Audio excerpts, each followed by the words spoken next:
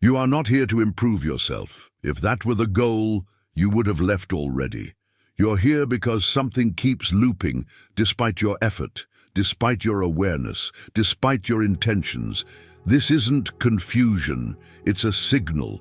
There is a pattern operating beneath your personality, beneath your values, beneath the story you tell about who you are.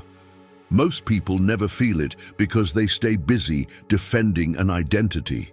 If you're still listening, it's because that defense is starting to crack. Let it. What follows is not guidance, it's exposure. The most effective psychological trap is not feeling broken, it's feeling certain. Certain that you know who you are, certain that your motives are clean, certain that if something keeps going wrong, it must be external You stop asking what is happening and start asking how this fits who I believe I am. The pattern survives because it's never questioned directly. It's protected by coherence. And the more reasonable your self-image feels, the harder it becomes to notice what's actually driving you. Pay attention to how stable you feel when you assume you're right. That stability is not peace. It's the lock. You didn't arrive at this version of yourself naturally. It was assembled, piece by piece, in response to what kept you safe, accepted, functional. Somewhere along the way, you learned which traits were rewarded and which ones caused friction. The psyche adapted without asking for permission. It learned what to emphasize and what to bury. Over time, that adaptation hardened into identity. You stopped noticing the difference between who you are and who you learned to be. This is why change feels so threatening. It isn't about effort, it's about loyalty. Letting go of the current structure feels like betrayal of everything that once worked, even when it no longer does. The unconscious doesn't optimize for truth, it optimizes for continuity. So it protects the version of you that kept the system running. The patterns you're stuck in are not mistakes. They're outdated solutions still being enforced. What makes this difficult to see is how reasonable it all feels from the inside. The logic checks out. The story flows. That's the danger. When identity feels coherent, it becomes invisible.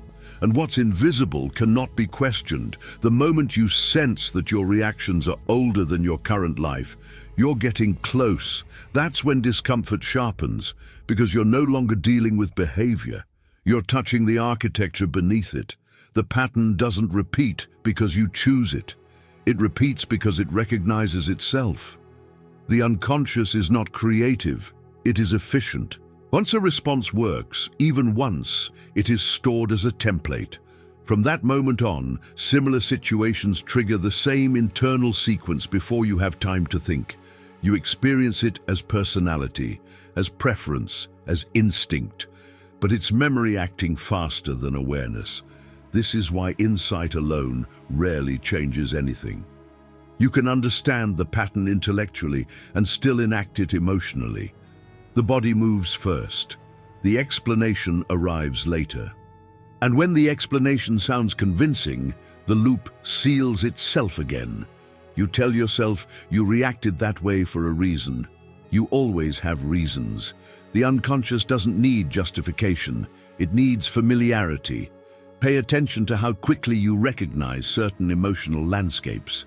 The tension, the withdrawal, the urge to control or disappear. That speed, the pattern survives by feeling like you. The moment you sense that something is happening through you rather than by you, the repetition weakens. Not because you stop it, but because you stop mistaking it for identity. What keeps the pattern alive is not ignorance, it's compensation.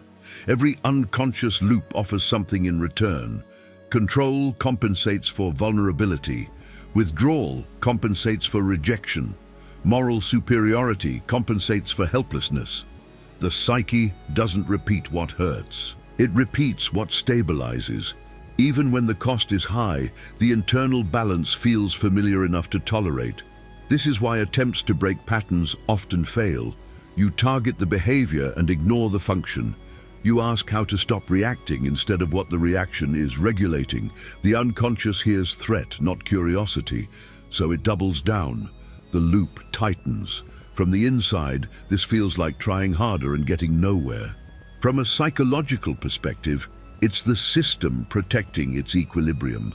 The unsettling realization is this: part of you benefits from staying stuck, not consciously, not maliciously, but strategically.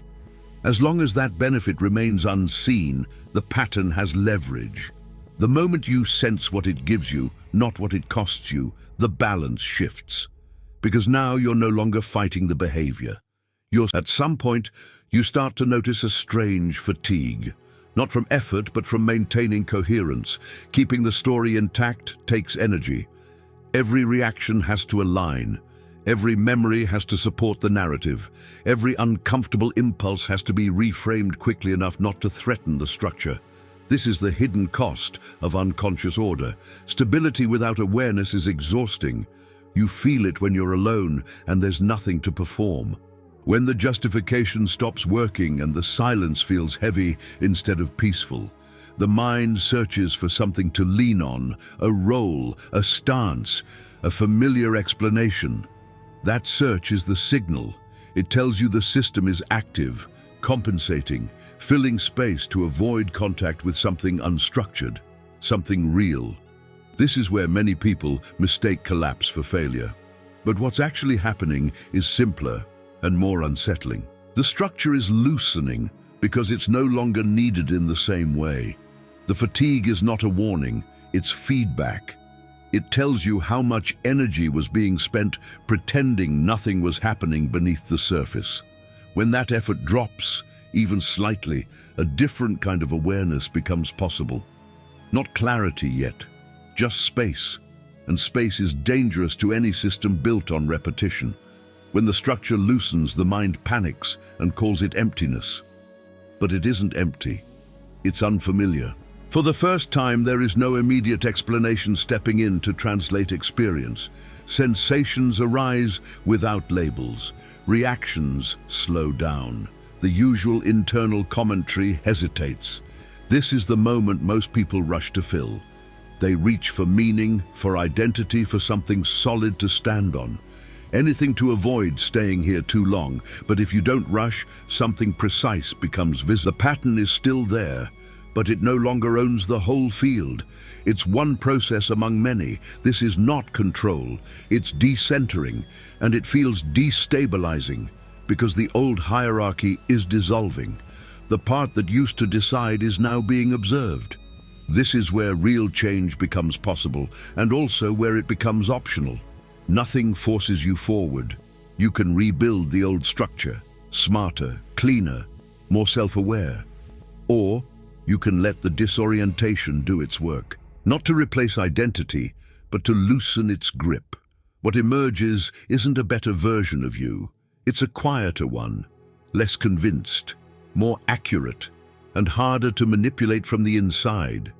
There is a subtle moment where the need to explain yourself begins to fade. Not because you found the right explanation, but because you notice the urge itself. The reflex, and when it's seen, it loses urgency.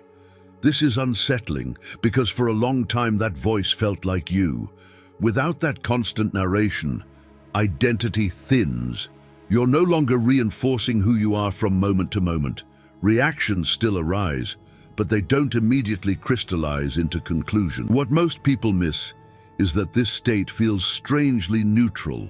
There's no breakthrough high, no sense of arrival, just a quiet reduction in internal friction. And because it doesn't feel dramatic, it's easy to abandon.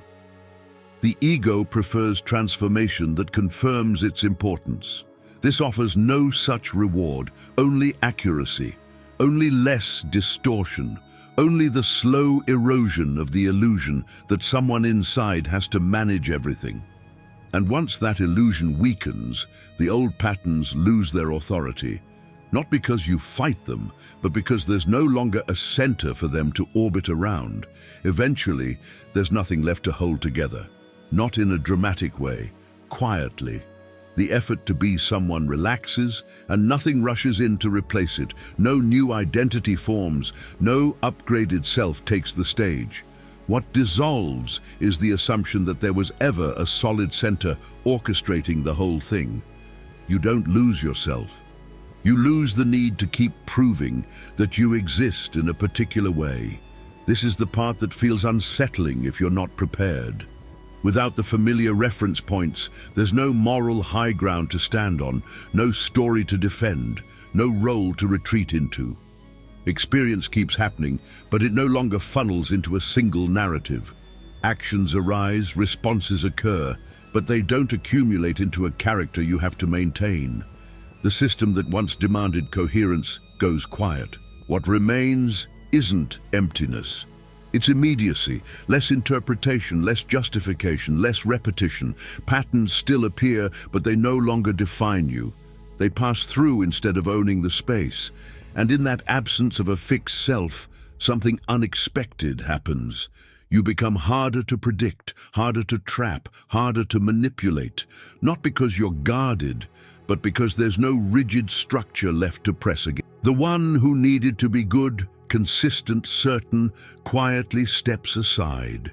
And life continues, clearer, less distorted, without anyone at the center claiming authorship. If something here disturbed you, it wasn't because it was harsh. It's because it was precise. Content like this doesn't comfort you. It displaces you. And the mind always tries to escape displacement first. This channel doesn't exist to motivate, soothe, or validate who you think you are. Uncomfortable, then you already understand. This wasn't entertainment. It was recognition.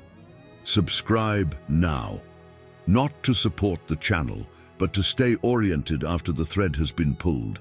And if you want to go deeper than what can be said in video, the next layer is in the bio. It's not a shortcut, it's a descent.